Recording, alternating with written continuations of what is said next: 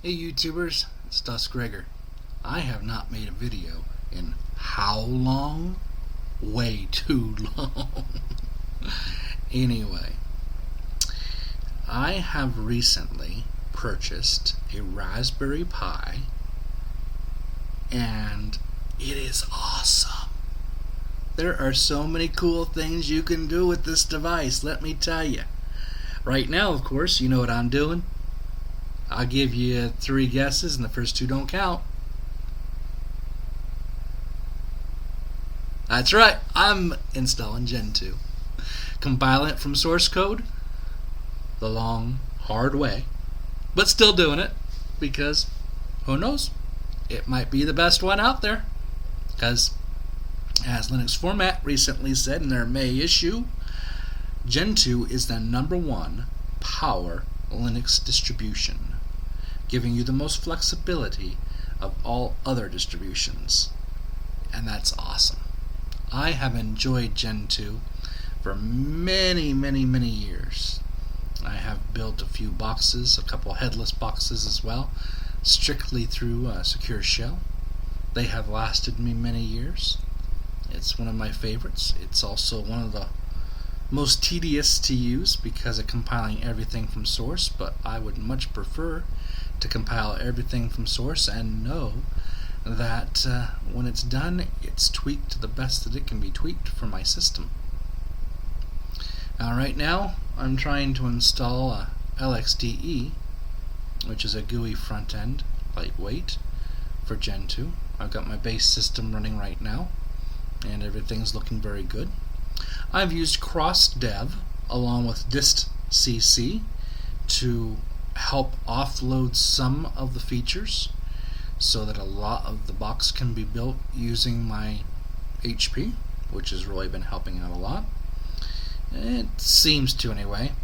I'm sure the first couple times I tried to install stuff straight from the Raspberry Pi, what I thought should take a couple hours turned into almost a day of compiling. And on my HP, it only takes minutes to do the same thing. So I wasn't about to take the next lifetime and a half to rebuild everything, so I'm finding faster ways to get it done. And so far, it's turning out really nice. I mean, I've only blown it up once. And that really was not Gentoo's fault. That was my fault, because I just said I'd try to overclock it and see if I could get it to run a little bit faster. So I tried it at 950 megahertz because it's typically natively at 700, and overclocked at 950, and everything was really smooth. Everything was great. And then I saw I could go into a turbo mode and clock it up to about a gigahertz. So I tried that out, and it was acting a little flaky, acting kind of goofy, and then all of a sudden, it died. It just went dead. And I got a little concerned too because I rebooted and nothing would happen. I took my card out because it runs off an SD card. I threw it in my laptop to take a look at it, and it looked like my ext4 partition was completely corrupted. I tried to repair it, and eventually I did get it repaired. And then, of course, I undid the configurations that would overclock it that high. Tried to stick it back in there and got nothing. Zilch. Nada. Oh boy. I was afraid maybe I'd blown up my Raspberry Pi after just getting to use it. So I threw another SD card, a 16 gig stick that I had that has Raspberry on it. It booted up beautifully. And it was like, okay, well, good. Raspberry Pi is all good. You know, it's funny, I told my wife a couple weeks ago, actually this was a couple months ago, I said, as I was hinting, I really wouldn't mind a Raspberry Pi. Well, she thought I was talking about something else. And luckily I stopped her because I don't like raspberries. I don't like raspberries at all. They're like raspberries and blackberries. They got the seeds on the outside, and I don't like getting those little seeds stuck between my teeth. But she thought I wanted a real Raspberry Pi. I had to explain it to her that it was a small computer that you could buy from Element 14. Product placement somewhere. You know, I went ahead and splurged, got it, and so far I'm really enjoying it. Another neat thing about the Raspberry Pi, I threw XBMC on it, which is a media console. It works great. I was able to throw it on to my high definition TV, stream 1080p video, and listen to audio, and checked out the pictures, and everything else worked wonderful. There was only a couple of video codecs that it didn't seem to like, and I didn't really play around with it that much, but eventually I might throw it back in. The nice thing about a Raspberry Pi is you can buy a couple inexpensive SD cards, anywhere from 4 gig to 32 gig in size, and who knows if it'll support higher than that, but I didn't want to buy anything higher than that at this point in time.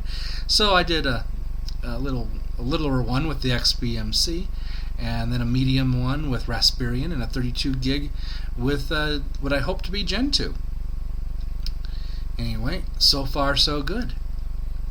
But besides the Raspberry Pi, I've been wanting to set up a video for a long time because I haven't done anything on YouTube for quite a bit of time.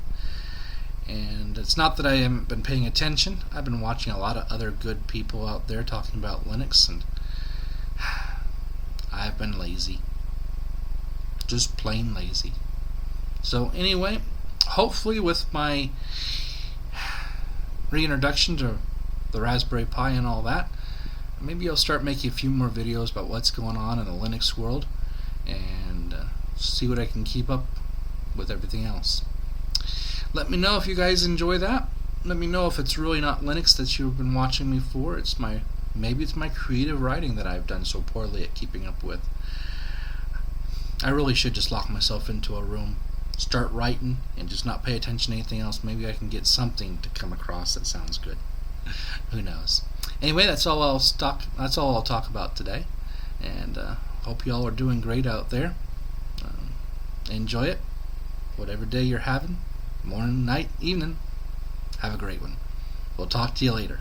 Bye.